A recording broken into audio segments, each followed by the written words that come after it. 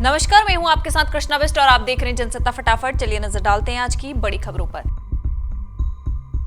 Bollywood actress Malaika Arora के पिता अनिल अरोड़ा की मौत हो गई है। बताया जा रहा है कि बुधवार को अनिल अरोड़ा की छत से गिरने से मौत हुई। घटना सुबह 9 बजे की है। घटना के बाद मलाइका का परिवार और उनके जानने वाले सदमे में हैं। सूचना मिलने पर मुंबई पुलिस एक्ट्रेस के घर पहुंच गई और जानकारी जुटा रही है। बताया जा रहा था कि मलाइका के पिता काफी लंबे समय से बीमार चल रहे थे।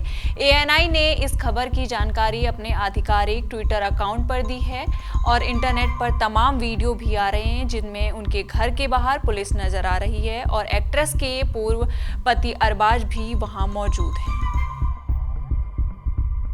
जम्मू कश्मीर के विधानसभा चुनाव में जनता की अधिक भागीदारी बढ़ाने के लिए चुनाव आयोग ने प्रशासन और सुरक्षा अधिकारियों को निर्देश दिए कि वो अनावश्यक रूप से राजनीतिक नेताओं और कार्यकर्ताओं को एहतियातन हिरासत में ना लें, सुरक्षा कारणों का हवाला देकर मतदान केंद्रों को ना बदलें या 2 केंद्रों को मिलाकर एक ना करें। इसके साथ ही अंतिम समय में रैलियों को रद्द ना करें। पिछले चुनाव में ऐसा कई बार हुआ।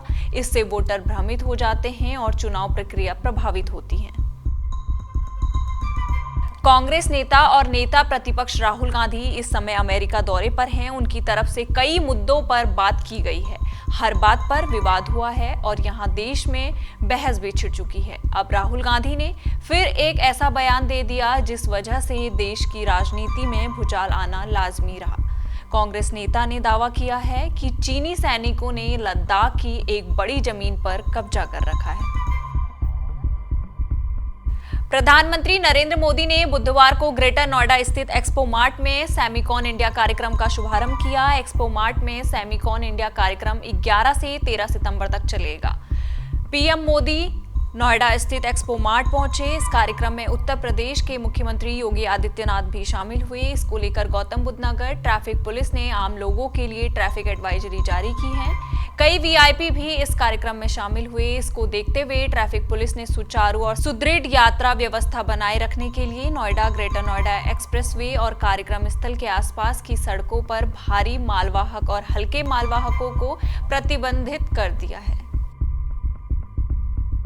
हरियाणा विधानसभा चुनाव 2024 के मद्देनजर मंगलवार को मुख्यमंत्री नायब सिंह सैनी ने लाडवा से अपना नामांकन दाखिल कर दिया। सैनी का नामांकन भरवाने के लिए केंद्रीय मंत्री मोहन लाल और कुरुक्षेत्र के सांसद नवीन जिंदल भी पहुंचे। नामांकन के बाद मुख्यमंत्री ने कहा कि प्रदेश में बीजेपी की लहर है। इसके विपरीत सवाल ये उठ रहा है कि आखिर जब लहर है तो पार्टी ने उनकी सीट क्यों बदल दी।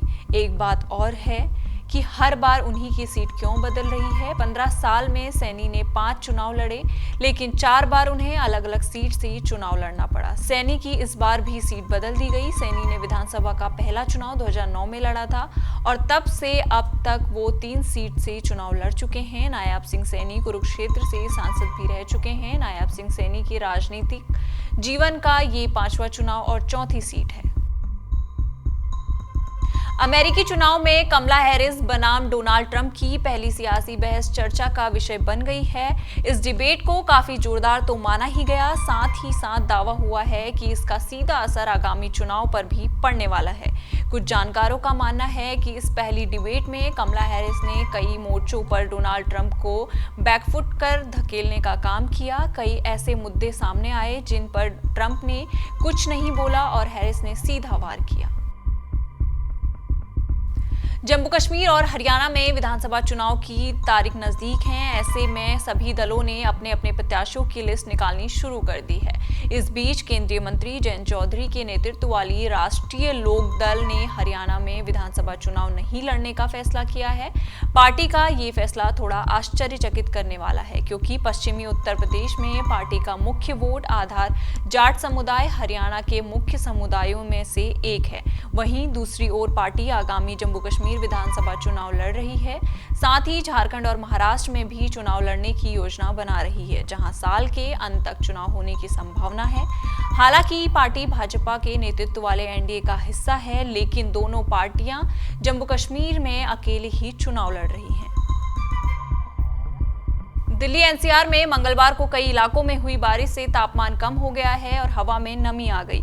इससे लोगों को कई दिनों की तीखी चपचपी गर्मी से राहत मिली। दिल्ली नोएडा में काले बादल छाए रहे। मौसम विभाग ने 13 सितंबर तक के लिए येलो अलर्ट जारी किया हुआ है। नमी बढ़ने से पूरे दिन ठंडक भरी ताजगी महसूस की गई। बारिश की वजह से प्रदूषण के स्तर में भी कुछ सुधार देखने को मिला। मौसम विभाग ने पहले ही 9 और 10 सितंबर के दौरान दिल्ली और आसपास के क्षेत्रों में बारिश की भविष्यवाणी की थी। मौसम विशेषज्ञों के अनुसार ये बारिश मानसून की आखिरी बारिश में से एक थी।